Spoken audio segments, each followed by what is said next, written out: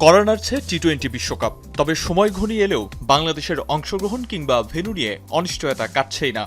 বারংবার বৈঠকেও হচ্ছে না সমঝোতা, মিলছে না সমাধান। অনড় বিসিবিকে বিশ্বকাপে অংশগ্রহণ করাতে তাই হিমশিম অবস্থা আইসিসির। মঙ্গলবার প্রথমবার ভারত বিশ্বকাপে নিরাপত্তা ইস্যুতে ভার্চুয়ালি বৈঠকে বসে আইসিসি ও বিসিবি। তবে ক্রিকেট বোর্ডের অনড় অবস্থানের ফলে কোনো কার্যকর সমাধান ছাড়াই শেষ হয় সেই মিটিং। শেষ পর্যন্ত বিসিবিকে রাজি করাতে আজ বাংলাদেশে আসে আইসিসির প্রতিনিধি দল। প্রথমে দুজনের আসার কথা থাকলেও ভিসা জটিলতায় আসতে পারেননি আইসিসির ভারতীয় কর্মকর্তা গৌরব সাক্সেনা। তবে ভার্চুয়ালি যোগ দেন তিনি। ঘণ্টার বেশি সময় রুদ্ধদ্বার বৈঠক চললেও খুব বেশি অগ্রগতি হয়নি বিশ্বকাপ ভেন্যু ইস্যুতে।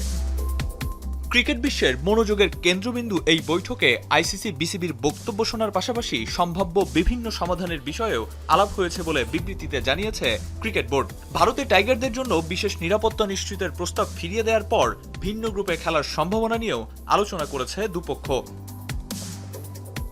ভারতে ক্রিকেটারদের পাশাপাশি কর্মকর্তা, গণমাধ্যম কর্মী ও সমর্থকদেরও নিরাপত্তা নিয়ে সরকারের উদ্বেগের কথা জানিয়েছে ক্রিকেট বোর্ড। সঙ্গে নিজেদের অনড় অবস্থানের কথা জানিয়ে আবারও শ্রীলঙ্কায় বিশ্বকাপ খেলার দাবি জানিয়েছে বিসিবি।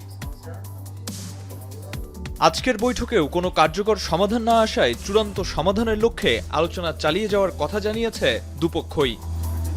আরিফুল ইসলাম সাহাব, এখন।